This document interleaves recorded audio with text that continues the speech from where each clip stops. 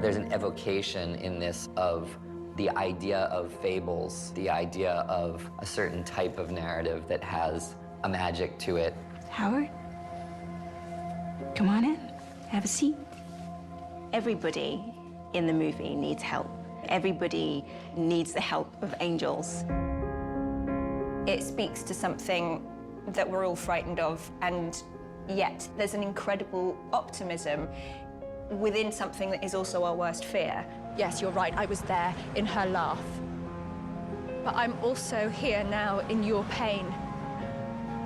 I'm the reason for everything. I am the only why. In this movie, confronting death turns out to be the most beautiful path to living and loving life. My daughter's name was Olivia. She was 6 years old.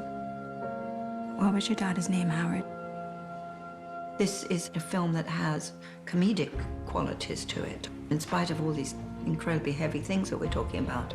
He believed me. I'm telling you, he believed me. That's amazing. I mean, that was spectacular. That was because there was no safety net. You see, that was Grotowski. That was pure stellar Adler.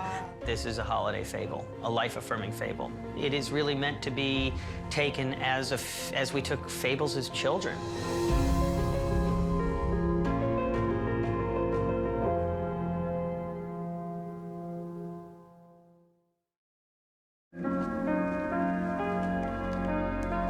Collateral Beauty was basically an idea that was in my head that I really didn't understand, that kept kind of nagging at me. And then finally I decided to just write it and see what it is. And then when it was finished, I realized, wow, this is a holiday movie. The magic of Alan's script is that he pulls you along into things that seem a little bit unlikely, but you're smiling at the convention of it. And then, of course, the trick of the movie is all gets revealed. Do you know what I mean? What if love, time, and death show up in person and answer the letters that Howard's been writing to them? Even the plan of the executives, Whit, Claire, and Simon, to hire actors to play love, time, and death, that's pretty out there and most likely would never work in the real world. But that's not what this is about. It's a fanciful attempt to get Howard back, and it teaches them all a lesson, and that's what I hope permeates through the story. For me, the movie is absolutely a fable, and therefore I think what that does creatively is it does give you an enormous amount of license in terms of how much snow you have, you know, how beautiful the streets really are. They took advantage of the fact that it is set in Manhattan, and all of that stuff is there. Those incredible shop windows, they are mind-blowingly beautiful. Don't you just love that smell? Wait, stop. Close your eyes. Breathe it in.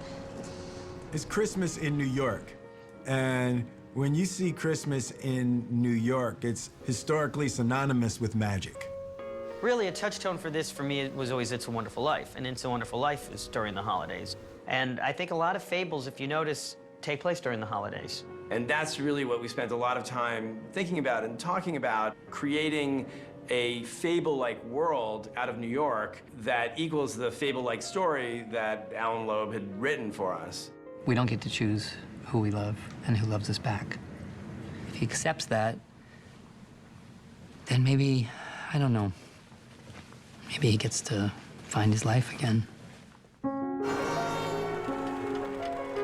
Everybody was very moved. You know, there's not a person who reads this script who doesn't break down in tears. Once you have a script like that, it's a snowball effect. It just starts attracting other people. I thought this was the indie movie. As I wrote, this was the $2 million budget with great actors, but no one's heard of them.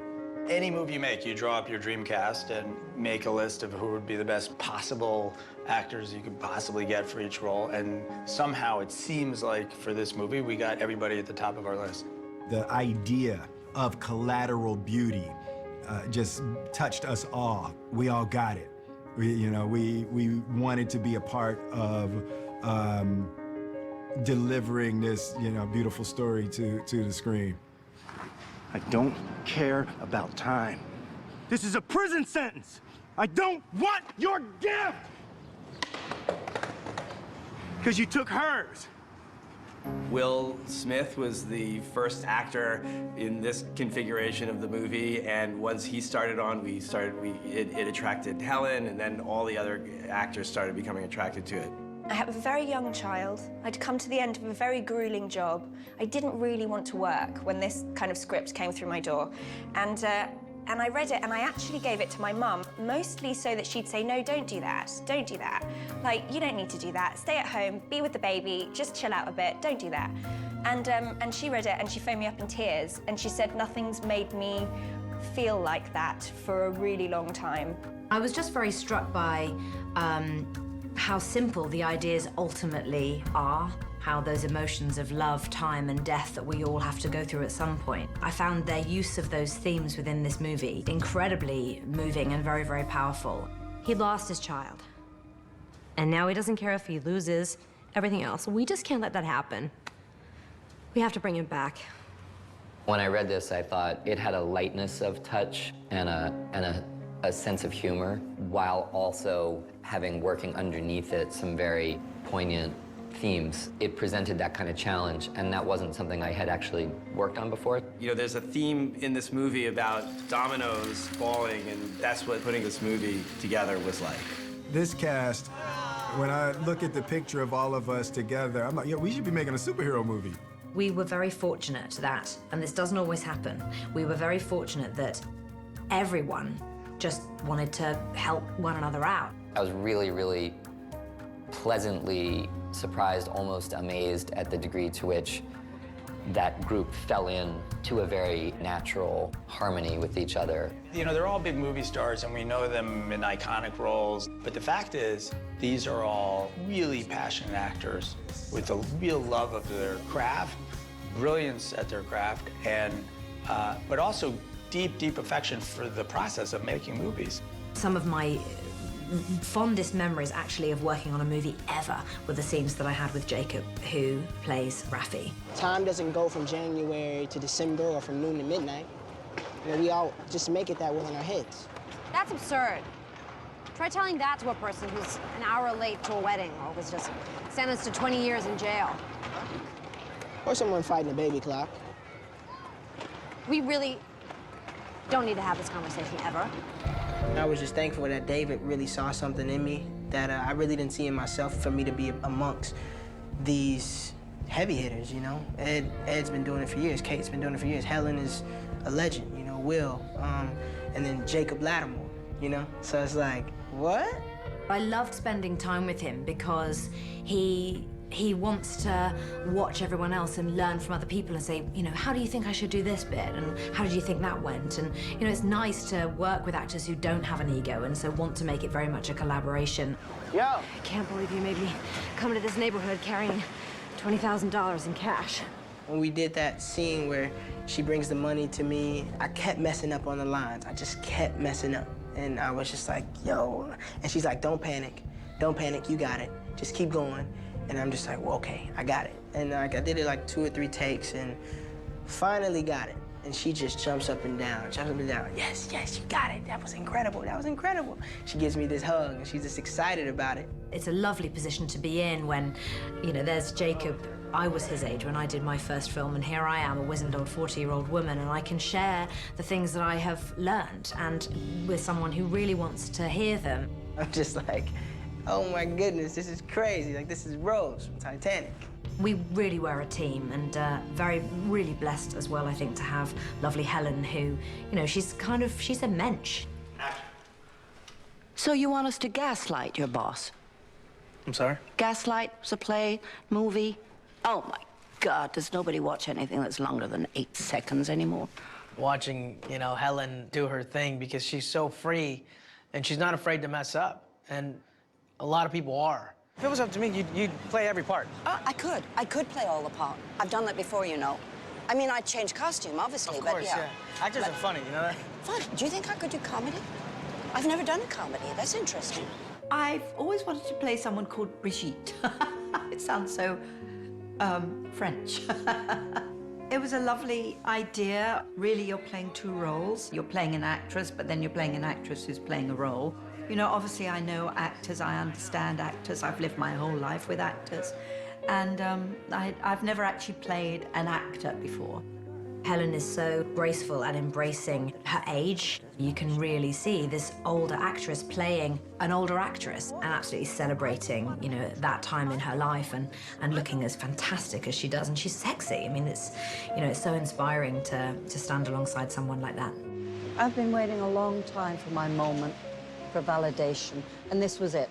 An audience of one, in secret, with no applause. I'm sure Brigitte thinks she should win a Tony.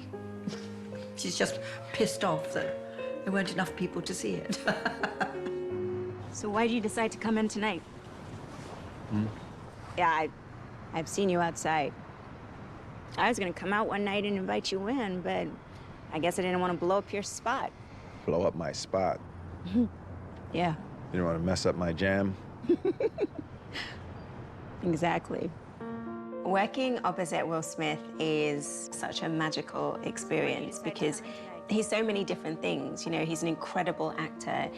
He's really, really spiritual. And then he's a kid as well, a complete kid. Will have you laughing all the time and loves to push boundaries and provoke you, and a tormentor as well. I'd say he's my tormentor. He was my tormentor on set. He knows it. You know, he's not going to deny it. Hey, how you doing? Oh my God. It's not gonna be you in the fight. Stop. Stop. It was crucial for this movie to have humor and lightness to it. We're dealing with really, really dark stuff. Simon is dying. Howard lost a 6-year-old. There is a support group based on people who lose children in this movie. At the risk of just, you know, depressing everyone to the point where they have to leave after 15 minutes, I had to make sure there was lightness to this. I call it a screwball drama.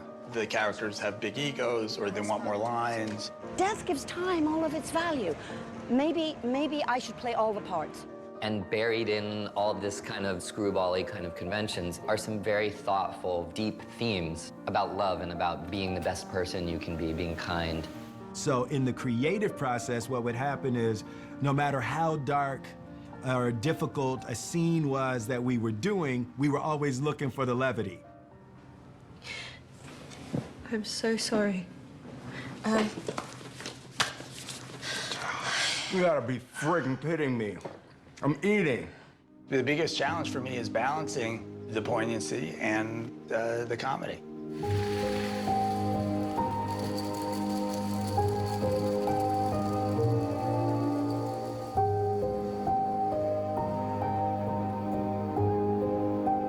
Just make sure you notice the collateral beauty. For me, the greatest message of this movie is that there's a gift in everything. We forget that sorrow and loss are incredibly painful, but there is a gift there as well, and they teach us something incredibly profound. And if we allow them to, it enables us to experience life in a much deeper way and to really grow and blossom from the experience. Yes, film is escapism, and it should be, and that's wonderful. But I think the ones that you really love are the ones that hit you in places that make you cry.